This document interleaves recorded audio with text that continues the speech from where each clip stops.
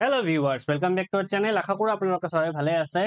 So আজি আমি আপোনালোকৰ কাৰণে ধুবুৰী ডিস্ট্ৰিক্টটো যে কাট অফ 4500 কিমান যাব পাৰে এইটো গোটেই বিলাক বস্তু আলোচনা কৰিবলৈ আহিছো।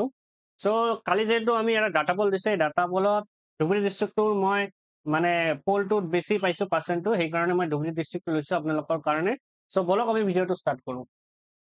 সো আমি 4500 যোৱাৰ আগতে 5550টা পোষ্টৰ ইউআৰ কি আছিল কাট অফ আৰু 4500 ইয়াৰ প্ৰভাৱ কি পৰিব পাৰিছে গোটেইবিলাক আমি এনালাইসিস কৰিম তেতিয়া আপোনালোকে ইয়াৰ কম্পাৰিজনটো বুজি পাব। তো বলক আমি স্টাৰ্ট কৰো। 5550টা পোষ্টৰ এলপি ইউআৰ পোষ্ট আছিল 76টা, ঠিক আছে।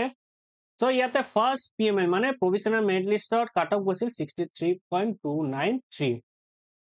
তাৰপিছত সেকেন্ড পিএমএল লিষ্টত কাট অফ গৈছিল 62.913 আৰু final merit list cut off কিমান গৈছিল 62.913 মানে সেকেন্ড এইটো সেকেন্ড আৰু ফাইনালৰ মাজত কিবা চেঞ্জ হোৱা নাই, যেটো আছিল এইটোই থাকি গল, ঠিক আছে।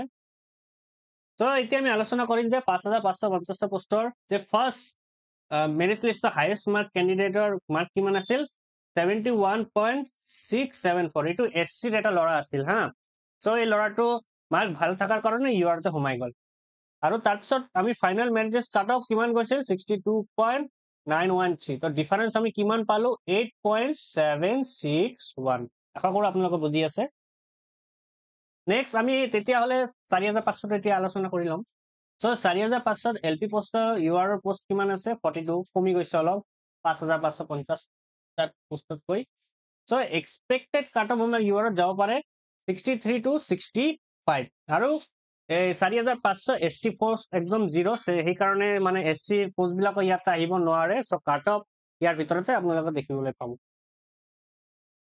নেক্সট আমাৰ 5550টা পোষ্টৰ যে ওবিসি এটো আলোচনা কৰিলো কিমানটা পোষ্ট আছিল 112 ধুবুৰী ডিস্ট্ৰিক্টত। তো ফাৰ্স্ট প্ৰভিজনাল মেৰিট লিষ্টৰ কাট অফ গৈছিল 60.324। তাৰপিছত সেকেন্ড প্ৰভিজনাল লিষ্টত গৈছিল 60.079 আৰু ফাইনাল মেৰিট লিষ্টৰ কাট অফ গৈছিল 60.97। দেখা ইয়াতে 79 ইয়াতে আছে 97। সো অলপ বাঢ়ি গৈছে হা পইণ্টত ফাইনাল মেৰিট লিষ্টত এইটো।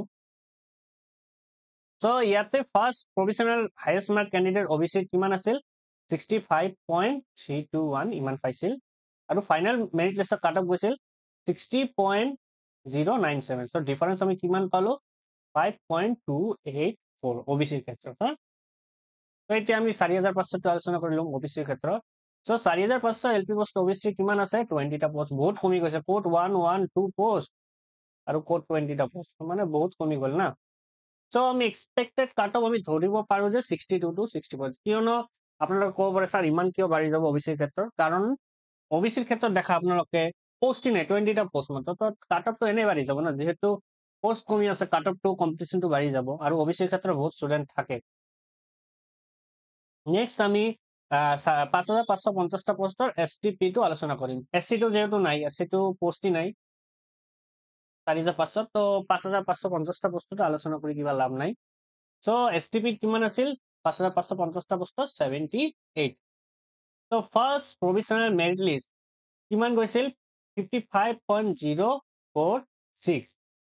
সেকেন্ড প্ৰভিজনাল মেৰিট লিষ্টৰ কাট অফ গৈছিল 54.764 আৰু ফাইনাল মেৰিট লিষ্টৰ কাট অফ গৈছিল 54.830। কাট অফটো বাঢ়ি গৈছে দেখা ইয়াতে 7 আছে আৰু ইয়াতে কি আছে 8 আছে, তো অলপ বাঢ়ি গল কাট অফটো।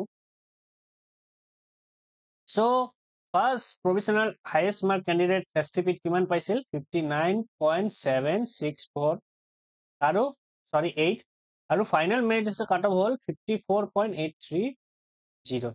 তো ডিফাৰেন্স আমি কিমান পালো 4.938, ঠিক আছে। সো এতিয়া আমি ধুবুৰী ক্ষেত্ৰত আলোচনা কৰিলম যে 4500 এসটিপিত কাট অফ কিমান যাব পাৰে এলপিৰ ক্ষেত্ৰত। এসটিপিত পোষ্ট আছে 12টা, ইয়াতো পোষ্ট কমি গৈছে।